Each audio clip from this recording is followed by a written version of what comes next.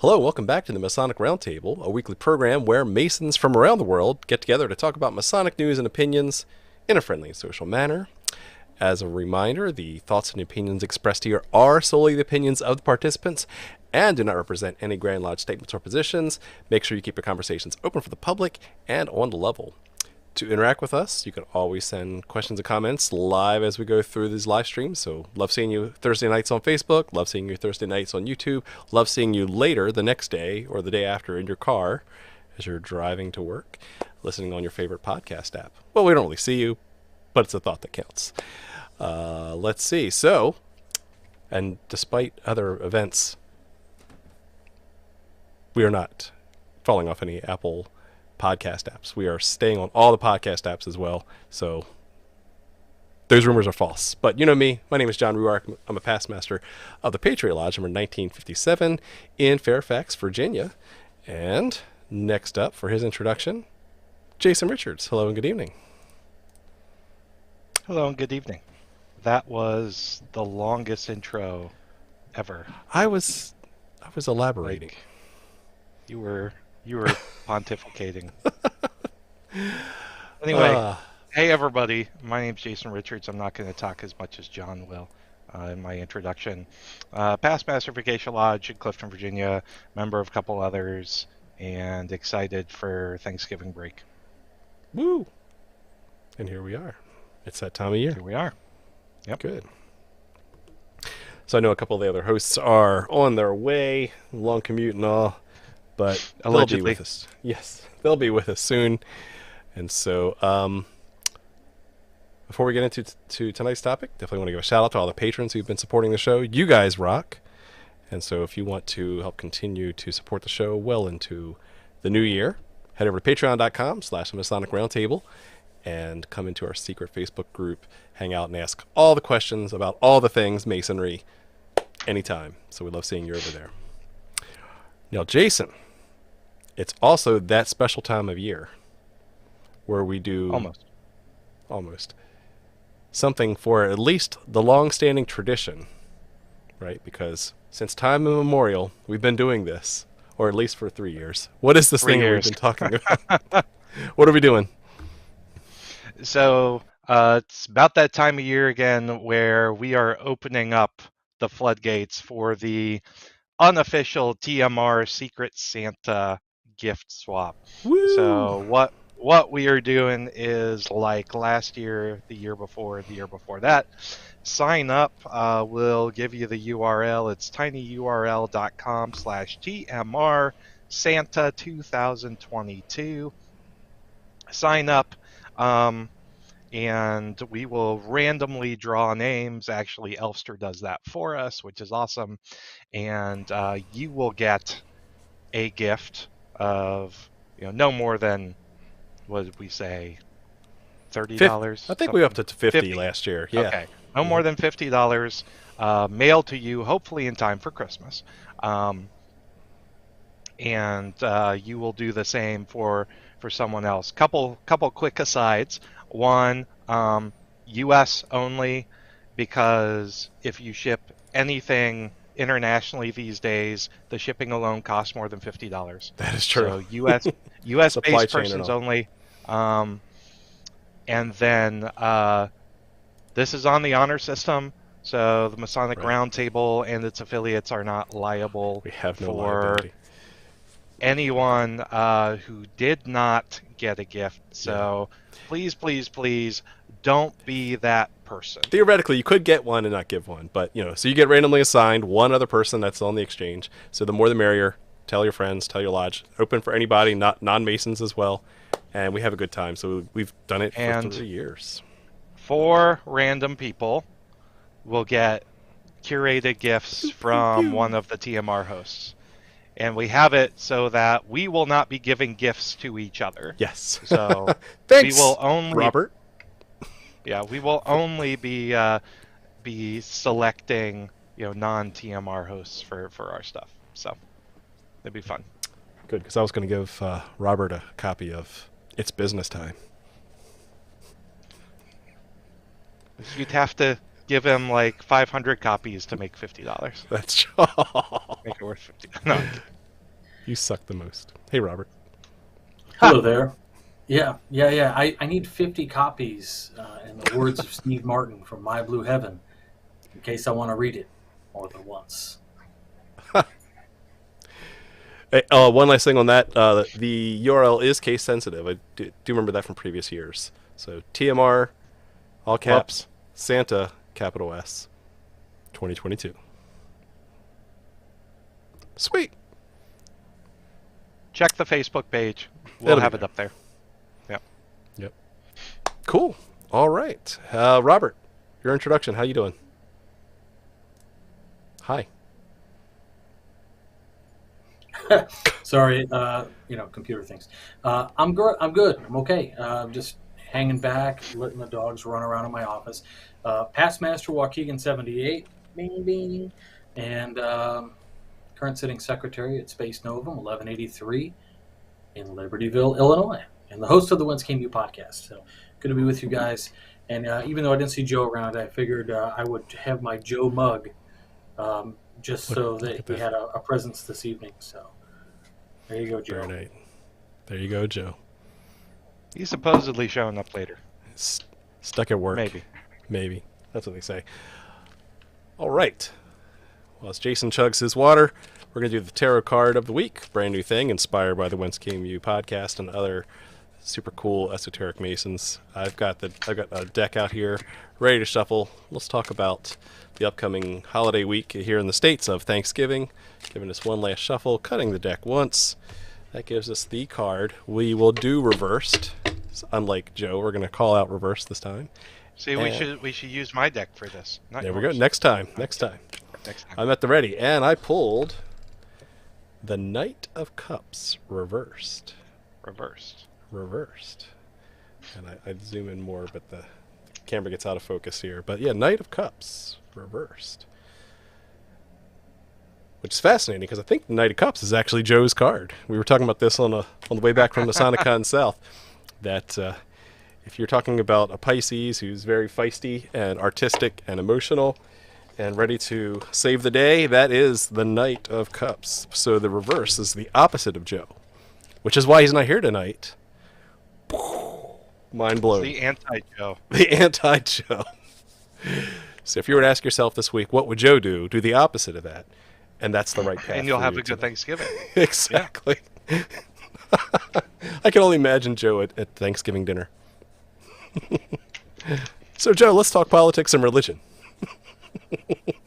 Joe, would you like some more green beans? Joe, you want to stick around and be Worshipful Master for another year?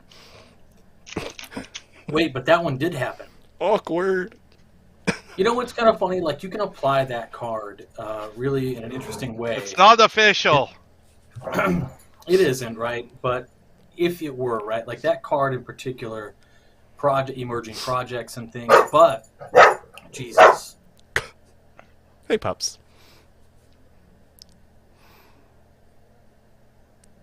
But yes, it does. You were saying, Robert? Go ahead.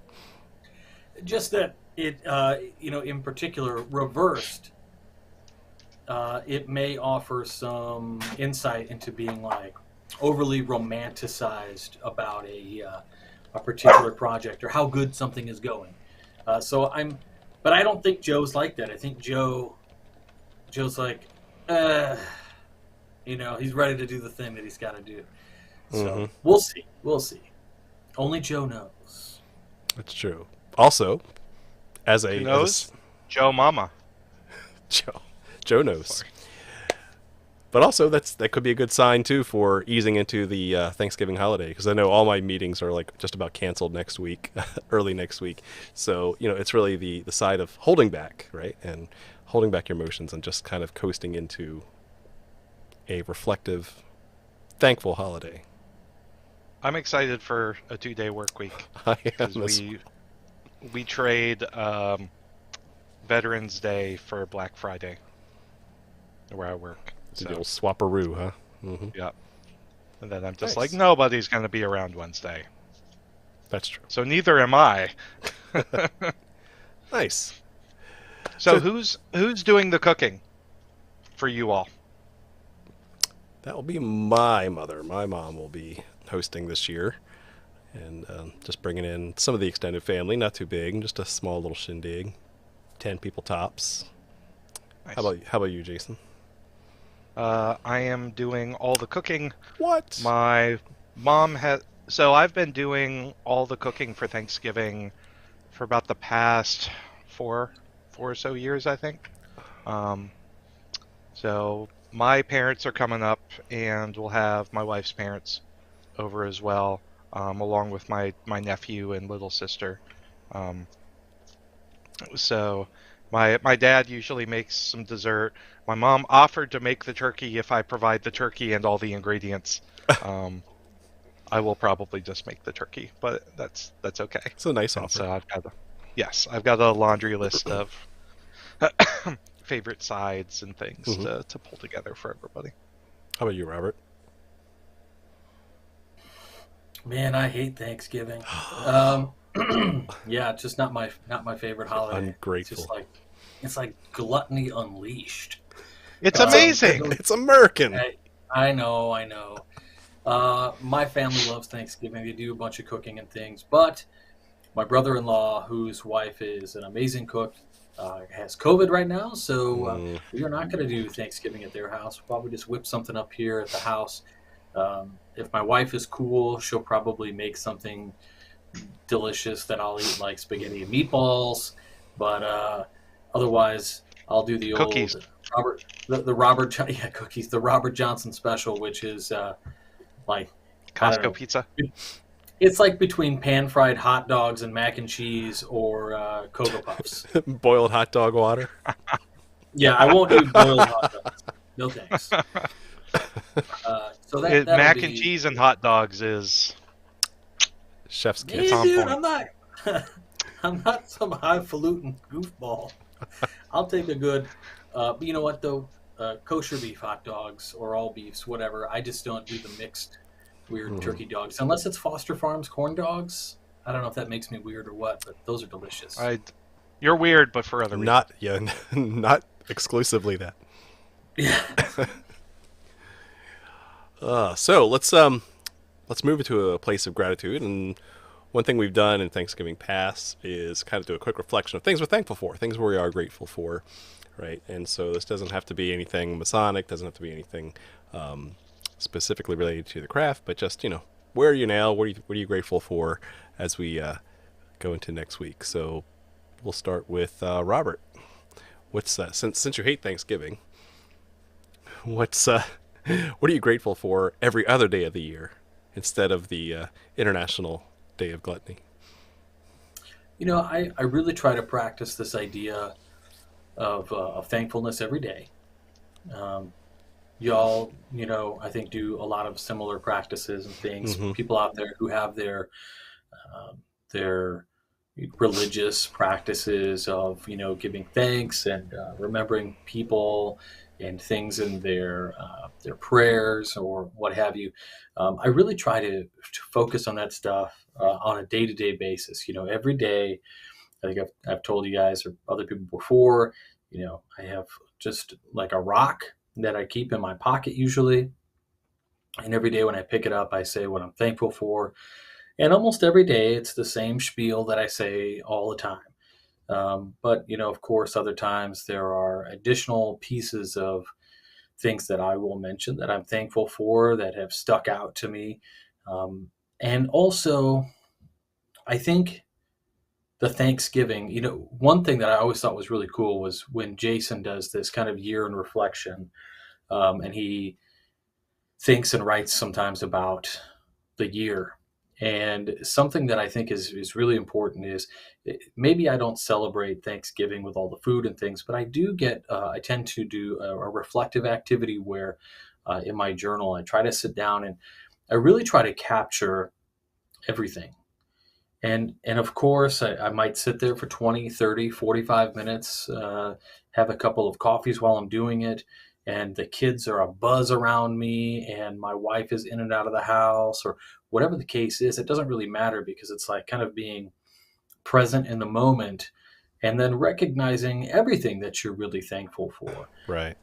Whether that is, just a a serene kind of, afternoon sunshine, and you can see the dust particles in the air or something, where it's like quiet and you're like, oh my gosh, what a great moment. There are moments in my Oh, well, Siri said, here's what I found.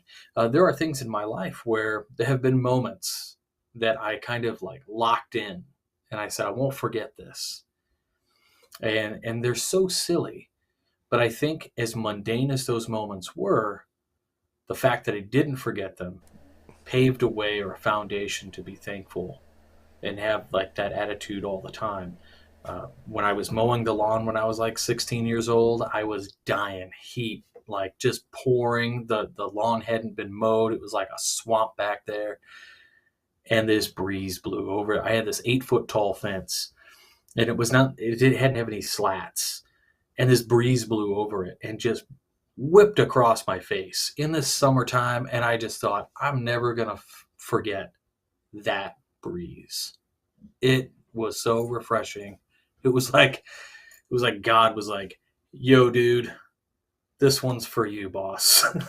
And it's just those kind of moments. And of course, you think about the year and what's happened. This year's been great for my kids. It's been challenging for other members of my family. And, my grandfather lost his wife, his second wife of 17 years. He's a twice widower, 17 years to COVID.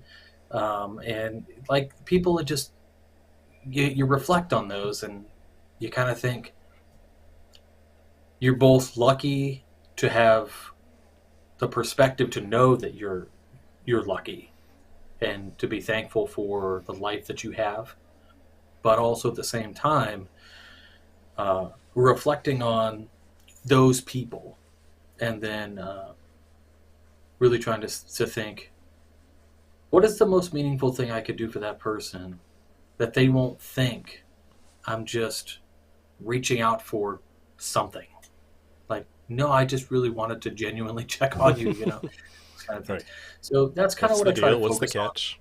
Mm-hmm. Yeah, that's what I try to focus on going into the season, and of course I call it, it's the season. I think we all understand that there's a brighter time of year for a lot of that stuff. So just moving into that mindset a little deeper. Mm-hmm. No, I like that. I mean, you went way deeper than I thought you would, which is great because it really does elaborate on your state of mind and your constant dedication to gratitude. So I appreciate that. That was very nice. Super cool. How about you, Jason? So yeah, so RJ alluded to it. There's one time a year where I, have made a tradition of reflection and introspection. That doesn't mean that I only contemplate gratitude and hold a position of thankfulness once a year. Just one day a year, actually. Yeah. Just once a year. That's it. No, You get it one. does not mean that. He'll do one. No one likes you. Love you, Jason. I love you too. So I'm gonna tell your mom she's not allowed to cook you Thanksgiving dinner. Denied. So, for me, I try to actually observe an attitude of gratitude,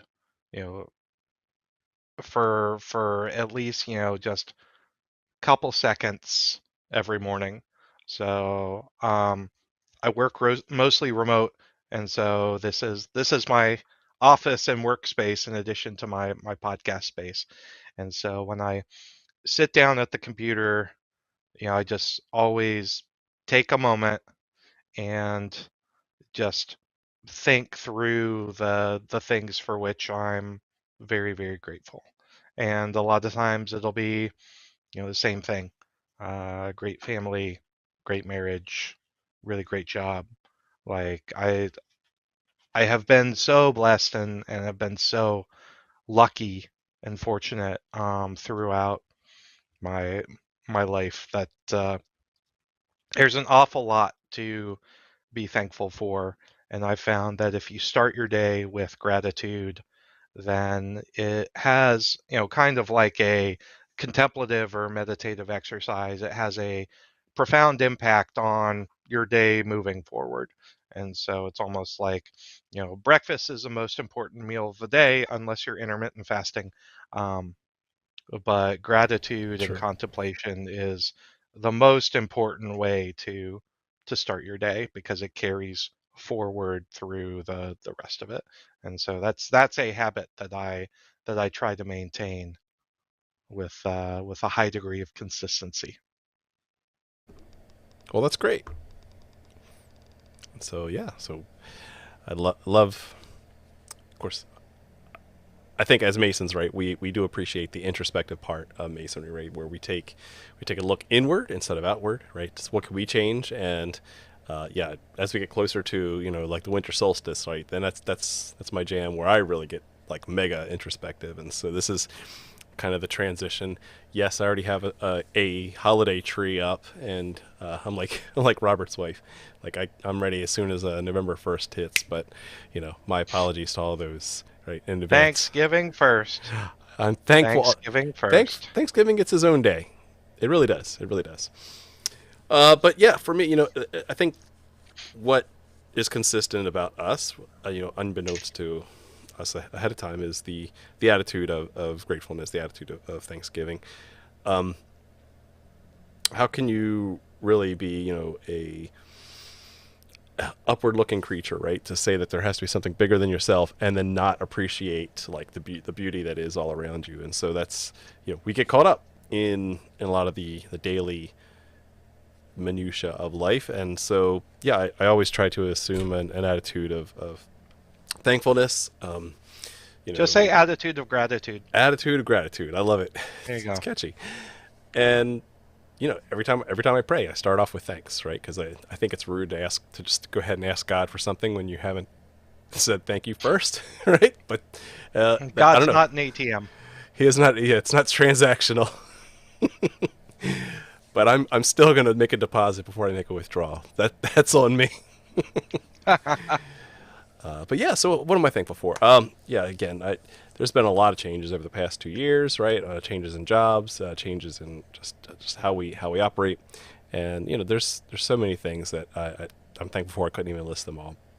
And so, I will just say that that we are blessed in every way and every day, and when we have bad days, we're still blessed, and that's the attitude I take, right? You always have to stay glass half full, right? You always have to look at the positive, because if you don't, then the whole world's going to come down crashing on you. Because I know we have at least an episode in the queue that I haven't even brought up to the guys yet on the law of attraction, because I'm a huge fan of, like, if you can just be thankful and focus on the positive aspects of your life, right? You'll be able to count your blessings. You'll be able to manifest future blessings as you go out into the world. So yeah, I mean, We're getting a little too magical here. I could go with the easy ones like health and family and all that fun stuff, and TMR and you guys and all the Masons around the world, and wheresoever dispersed. But if you say it, then it doesn't sound like it's meant, and I mean every bit of that, right? And so this year too, in the spirit of Thanksgiving and gratitude and serving Thanksgiving dinner, that led me to think about this topic in a little bit different way than we normally handle every year. And so this year I wanted to actually focus on the role of the stewards in the lodge. Because when you think food and Freemasonry. If you don't, welcome to the club. We enjoy our food and Freemasonry. But someone has to prepare the food. And it's been a Masonic tradition that we have an officer for that. We actually have the officer of the stewards. And so it's important to talk about, why do we have them in the first place? What is their role, and how does that enhance Freemasonry? How does that grow the fraternity? Not physically, but how does it grow them spiritually, mentally, and socially? So, Robert, what's your take on the role of the stewards, and is there anything unique that Illinois prescribes to them as they perform their duties? Well, first and foremost, the stewards always get a bad rap. They, um, I don't even know how to like begin to um, talk about the jokes about being a steward and these kinds of things. But really, there are some very awesome I don't know how to benefits of becoming a steward, right? And the thing that I find really um, awesome about the entire experience, having gone through that myself, a year in each chair, junior and senior steward, was That's the great. fact, Hmm. yeah. And the thing is it's kind of like McDonald's, right? Everybody starts off at the ground floor. Everyone starts off sweeping the floor. And I think when you don't start from a place of service to the lodge, not always, but there could be a situation in which you perhaps don't fully understand everything that goes into the meeting. Um, when we talk about the stewards in Illinois, we have something called the Officer's Guide for Advancement. And it says the junior steward and senior steward should be prepared to do 5 things. It says comply with all elements of the charge given when installed. Okay, so what is that? It basically tells them that their attendance in particular is very important. It charges them to be at the meeting, right? Because they're like, oh, I'm just a steward. I'm not the master. I don't need to be there. Baloney. In particular, they are responsible for several things in that charge when they're being installed. Things like assisting with lodge setup, assisting with lodge meals, assisting with introductions of brothers who may be from foreign jurisdictions, or they have a whole host of things that they are asked to do within that particular charge.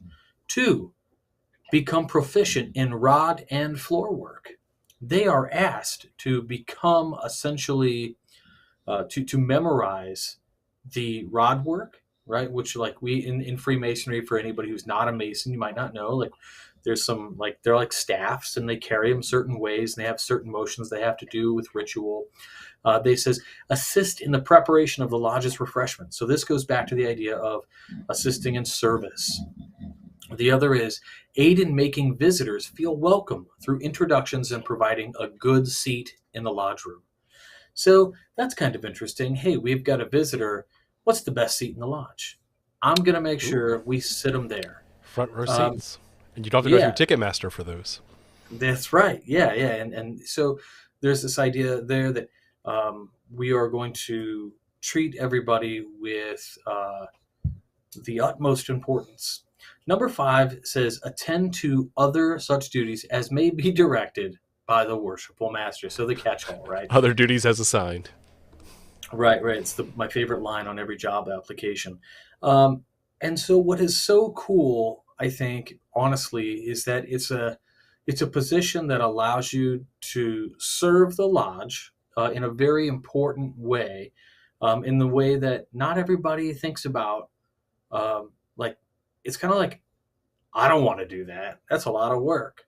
It is a lot of work, but doing it actually you reap so many rewards, and one of them is the fact that a maybe you need some humbling, but 2, man, does it really allow you to get to know the brothers of your lodge when Oh yeah. you are the guy who's gonna serve. Like maybe you don't want some of the older guys, like maybe they got problems walking or something, so you're gonna serve their food to them. They don't have to get up and get in the meal line, or taking their plates away, asking them how things are doing, introducing perhaps a new member to or a visitor to sit in a spot where he could be surrounded by other brothers so that they don't have to feel alone. These kinds of things. Um, Pairing people up at dinner tables and like sitting them in the right spot. So it's a huge job. And when we say your attendance is a particular note, it really does matter. Now that said, the last 3 years of my term at Waukegan as a secretary, we had stewards in name only. Nobody ever showed up, and the same is largely true for Space Novum as well. Which I don't know. I don't know what the secret is. I wish I had it. Yeah, I'm glad you brought up though the fact that you served 2 years as steward, and that was my Masonic journey as well. That I had no idea what I was doing, brand new green Mason, right? And they're like just slapped me in the junior chair, which was good because the senior steward had done it before, had kind of knew about how many servings to make and all that. So I'm just following his lead and going to Costco and buying buying large quantities of food. But I'm glad I did. It was 2 years of a lot of work, because that's potentially up to 12 meetings, where you're feeding up to 30 plus people every meeting. Well, that's a lot of work, and that's a lot of commitment and cleanup and all the other duties that come with that. And so just that alone was a learning experience, but it was also a chance to serve. And so, I mean, that's the real big takeaway here is you get the ability to serve. It's not like the military where you have to you're at a lower rank and you must serve, but you get to serve. You stay, you turn that around a little bit and make that positive and say that now, I'm going to learn by doing. I'm going to learn by serving. I'm going to get to know the lodge better, get to know the visitors better, like you said, and it really just sets you up for success. And so yeah, when you're talking about like McDonald's too, I was thinking like that's exactly Chick-fil-A's model as well. To become a manager, you must have worked, as a bottom employee for a certain number of years. I gotta say it. Mayor Goldie Wilson. He started by Yes, sweeping the floor. You know what? mayor. I'm going to be mayor. Yeah. That dude's awesome. So, Jason, what do you think about the role of the steward? And have you seen anything unique done for the stewards in Grand Lodge of Virginia or anywhere else about your Masonic travels? So I think, it was alluded to by both you and Robert that the steward, especially the junior steward, is that entry point often into the line for the youngest, master mason. Um, I was elected, or I was appointed, excuse me, to the role of junior steward the very next stated meeting after I was raised. Really? I did not I know that. was. Yes, I Wow. was. Because we didn't have one, and Scott Springer, who was the master at the time, was like, Jason, I think it'd be good to get you in as steward. Okay, Scott. Sucker. Um, so I think, the steward's role is is not necessarily unique among the officers from a service perspective. Ultimately, if you take a look at it, each officer has their specific method of service to the lodge, to masonry, to the brethren.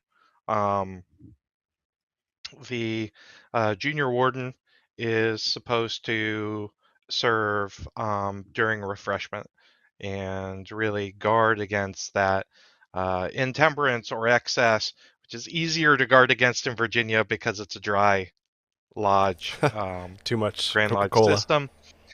Yes, but you have the master who serves the lodge as that servant leader, or at least should.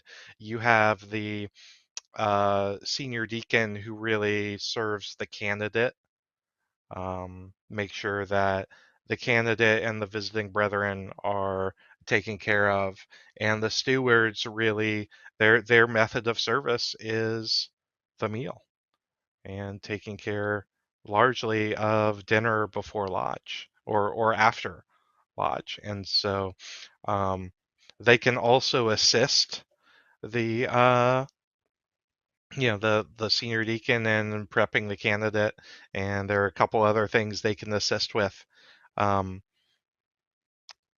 in the ritual that I'm not going to go into.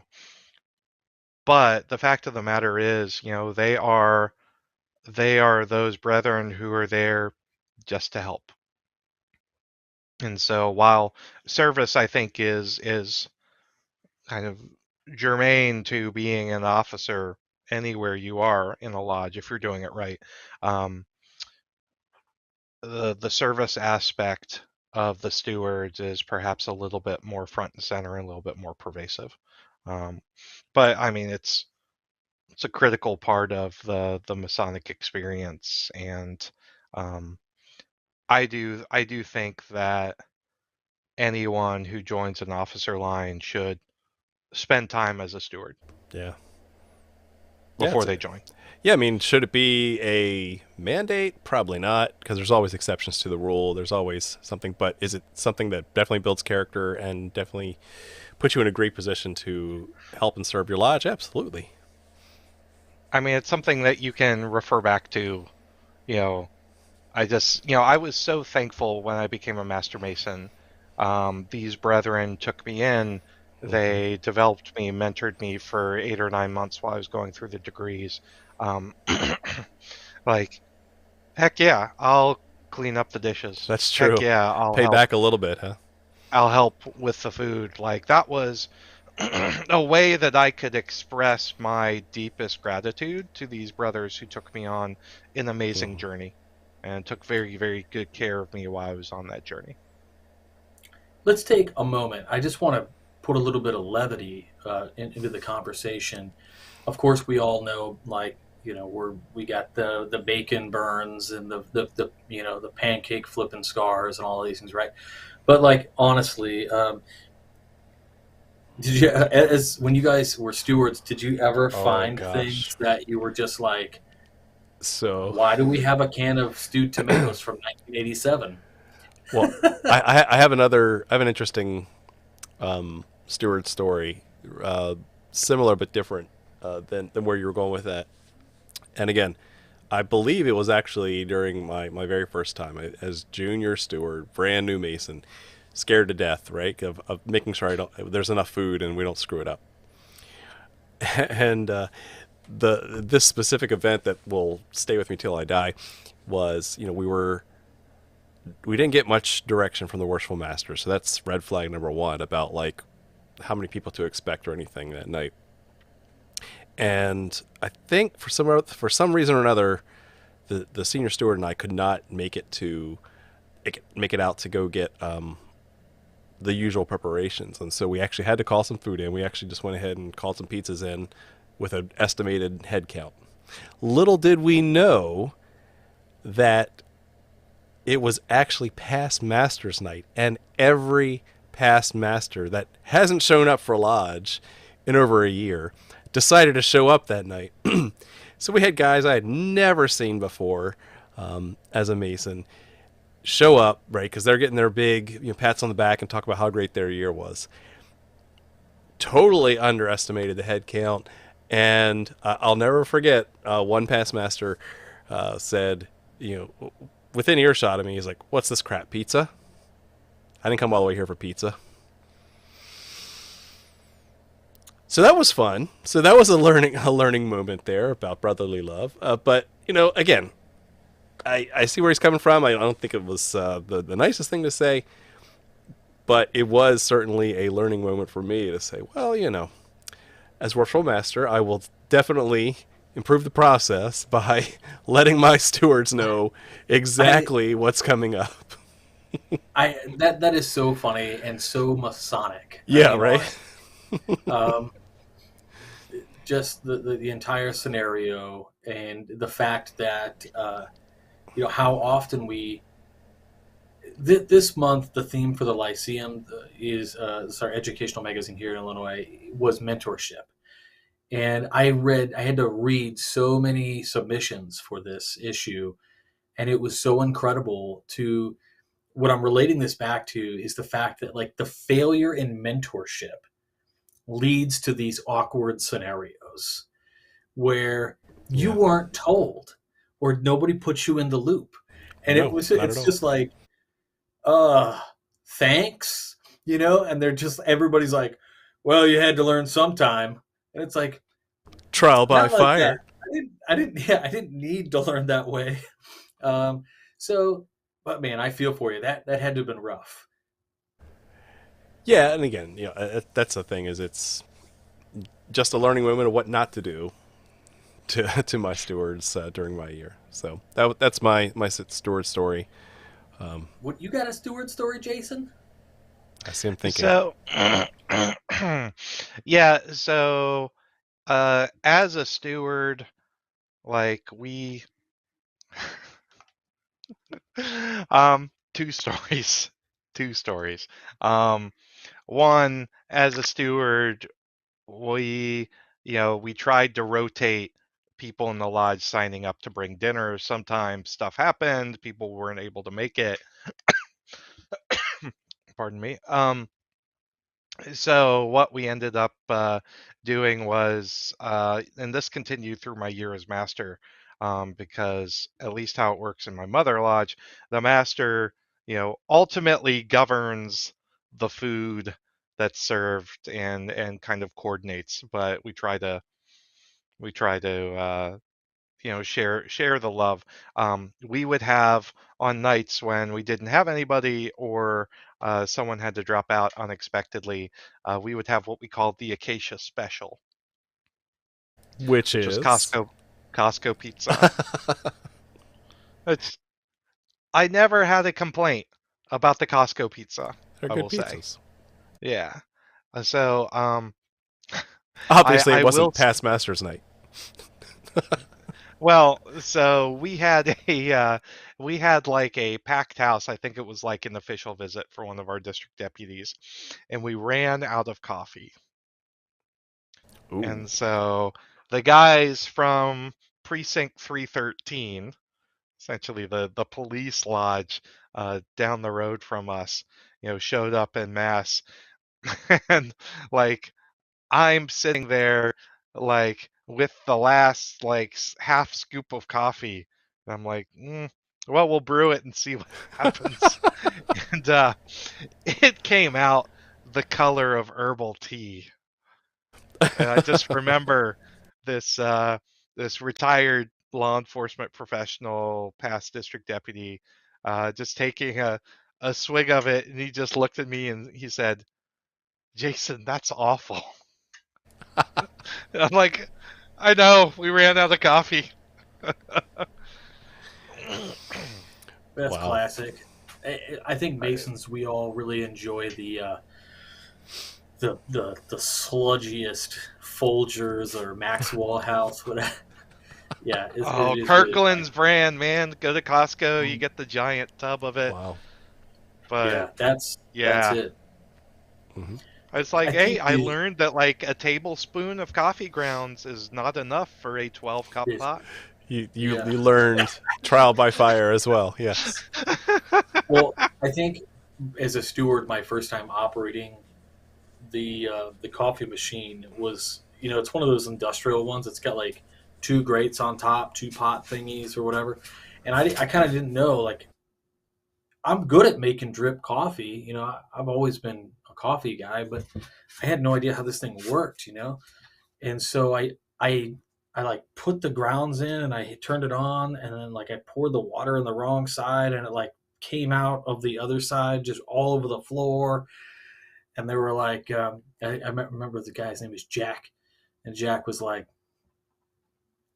"This is, if you are you an idiot? Are you an idiot? Have you never made coffee before?" I'm like, "I never worked in a restaurant with one of these before. Leave me alone."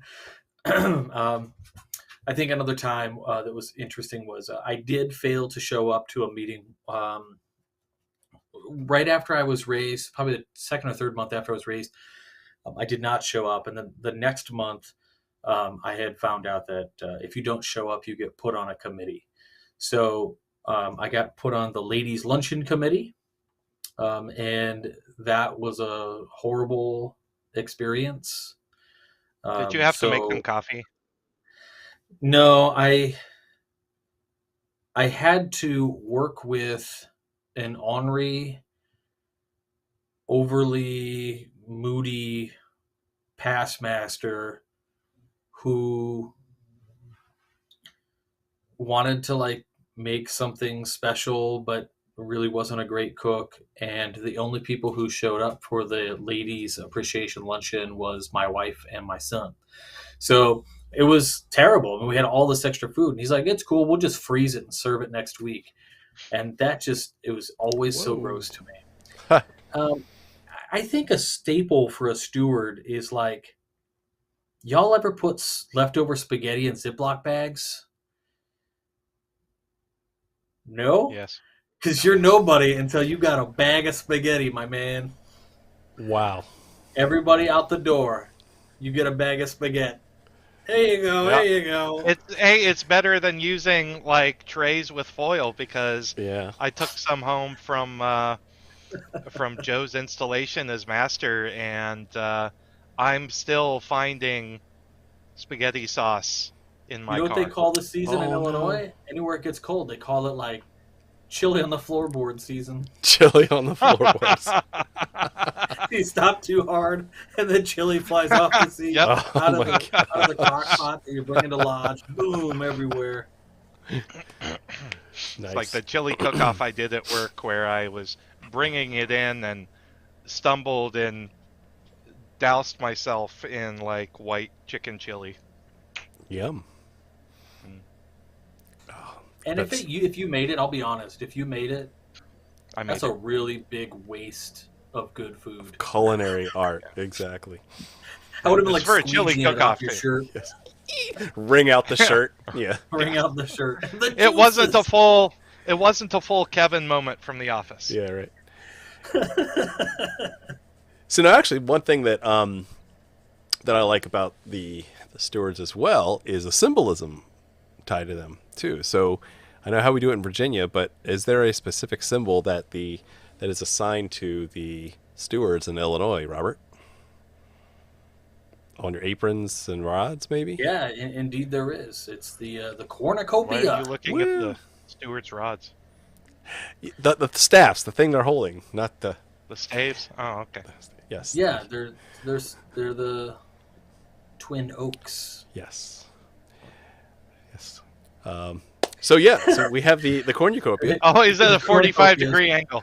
Mhm. Now, it's interesting because every Grand Lodge has their own tradition, but we have different facing cornucopias on the aprons of the stewards in Virginia. Like one faces left, one faces right, and so we're like, which one's the senior and which one's the junior, and it's not anywhere in writing, but it's always one of these long-held traditions that, at least in Virginia, that the steward who sits on the right-hand side of the junior warden, his cornucopia faces out like east, and then the junior steward who sits on the left-hand side of the junior warden, his cornucopia faces left or to the west of the lodge, right? Because in other words, they're spilling out into the lodge. The cornucopias are facing out, so they're providing nourishment to the whole lodge. Is it all made up? It's entirely made up. Like there's no actual symbolism to that. It's just the way that someone picked it and decided to go with it. Some committee on work member was really proud of themselves and pat themselves on the back for coming up with Like that how answer. we wear our aprons. Oh, don't Yeah. get me I started. think it's like kind of a DGAS moment. Like, because the rod is like, it spins. So, like, Yeah. I'm sorry. If I'm socketed, like, on a rod over on the right, or I'm holding it or whatever, and I'm standing there, if some grumpy past master floor work ritual vulture is going to be like, turn your rod, I'm going to turn it all right. Like, Well, it's great because Get outta here. at least in Virginia, the steward's rods have like a fine point at the end, so they're legitimate like stabby things. Stabby rods. Yeah. So yeah, and this is like Joe's chance to shine, but he's still blowing us off tonight because this is the history of the cornucopia, right? With the history in Greek and Roman influence, the least of which being one explanation as to the origin story of the cornucopia being that when Zeus was a baby and was being nurtured and fed, one of the goats named Amalthea was feeding him. Zeus, not knowing his own strength, broke off the horn of this goat that was feeding him, and therefore had this horn had magical powers that could just keep providing endless nourishment, and that has then transformed into this horn of plenty, known as the cornucopia today, right, with the plentiful bounty that comes out of it. So, it's a neat thing of symbolism, not mentioned anywhere in the Masonic degrees explicitly, and neither is really the stewards themselves. If you try to find like the history of these stewards, like the closest thing that you can kind of find is like all the way back to just like the stewards of the King of England, right? It has really nothing to do with a Masonic legend per se. So it's just fascinating to see that this officer role, while critical now, we've talked about how critical it is to feed the lodge, else they get hangry. It has a very unique place in the fraternity, despite its not being tied to any other part of the Masonic legend. I just found that fascinating. Yep. Anything else about the cornucopia before we start to wrap things up? Jason, what are your final thoughts on stewardship, Thanksgiving, gratefulness, having an attitude of gratitude, or anything else as we prepare ourselves for this gluttonous season? I think I think any leader in a lodge should start off as a steward. Hear, hear. Or else. I just think it'll help orient them toward a path of servant leadership, which is desperately needed in this organization. Mm-hmm. Not saying we don't have it, but it's critical to the building and maintenance of a well-governed lodge. Yeah, I think I could speak for all of us when I say I'm glad we all did. I'm glad we all went through that path, right? Yep, agreed. Coincidentally. Awesome. Thanks, Jason. Over to you, Robert. What, as we get ready for this season of gratitude, any other thoughts on tonight's episode? Yeah, I think honestly, if a couple of things, I'm going to try not to be long-winded here. Number one, if you guys go to MasonicWorld.com, it's kind of an homage to Ray Denslow's work, but it's online. You can click on Masonic Graphics, and if you click on under the Master Mason category, page 2, and in the top row, you'll see 2 cornucopia. And actually, if you click on each one and you go to Save As, they're labeled as Steward S and Steward J. So they're the exact same thing, just flipped different ways. And really the direction is not, both of them have the opening on the top, and it's just the direction of the curves. Just thought that was interesting to note, because apparently Virginia is not the only place that has an idea on which, exactly, there you go, on which direction these stewards' cornucopias should be used. So, being called to be a steward. Number one, to the officers who are looking to fill your line, please, please, please, please, don't ever friggin' say, it's not a big deal, you don't have to show up for the meetings, I just need somebody to fill the chair. Huh. Like, I swear to all that is good, please don't do this. It sets the bar so stupid low that you're devaluing the position, which is very important. So please don't do that. Number two, if you're on the other end of that, if you were the person receiving the request to become a steward, take time to think about that. Don't answer on a whim. Understand that you want to be, as a Mason, you should be wanting to be the best steward you can be. And so you can always be the best at the thing that you got to do. And so give it your all. Understand, your brothers are going to know that there's going to be times where you can't make it, yada, yada, yada. We all have lives. But when you're there, like, knock it out of the park. Make a real commitment to engaging and doing those cool things, because what's going to happen is you're going to inspire the new guys coming in. I cannot tell you how awesome it was standing outside the lodge before I was just, I was on the threshold. And I remember they put my blindfold on, and I remember the people in the room with me before I went into the actual lodge room. I had the deacon next to me who had my hand in hand, interlocked grip. And behind me were the two stewards. And they were so cool and so awesome and so friendly that they had this whole, I'm going to use the stupid word, egregore about them. Like, they exhibited like this awesome cloud of coolness that made me feel so welcome and so at ease, and yet super curious and mysterious. And they were really cool. It was really important. And so your stewards, as stewards, you actually shouldn't differentiate between the steward of the lodge being the guy who's got to cook, and then, oh, by the way, when you do a degree work, you've got other stewards. No. You do that work. If you're holding the position, do the work, and it will pay dividends forever. Not just to you, but to the existing people that come behind you. It's a first shot to be inspiring, right? And when a new guy sees that you can be inspiring, even at the lowest, quote unquote, tier of the officer line, that's inspiring. Agreed. That's awesome.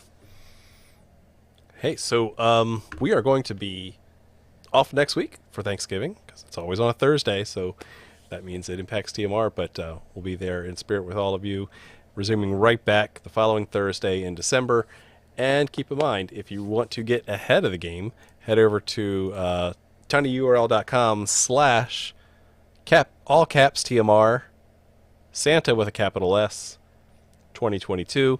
That'll head you over to the TMR Secret Santa gift exchange. Go ahead and sign up. Tell your friends. Get ahead now, because you want to create your wish list. So when you do get paired up, someone can pick from a little fancy wish list of your own. And so I got to say, one of my guilty pleasures is actually trolling through other people's wish lists on the exchange, because I like to see, oh, I want one of those too. That looks kind of fun, right? Looking at other Masons' wish lists in advance. You don't know who you're going to get matched up with, but it definitely sparks some good ideas. So head on over to that, and we'd love to see you there. So we'll be doing the matching up sometime in mid-December, so that way we can get those gifts out to everybody. You can get your gift out to your Secret Santa sometime before the holidays. So anyway, this was a great episode. It's always fun to talk about what we're thankful for, and it's always interesting to see what the role of stewardship is in the lodge, not just the officer itself, but why we do it in the first place. And it is something that, again, we all agree it is a position that is not to be taken lightly, and can definitely grow your Masonic journey. So if you're new to Freemasonry, go sign up, go to help, go be a steward. If not, go ahead and make sure you pick a great steward that's going to help carry that lodge forward through breaking bread together. All right. I want to thank you all very much for watching. We'll see you in 2 weeks, and keep searching for more light. Have a good night.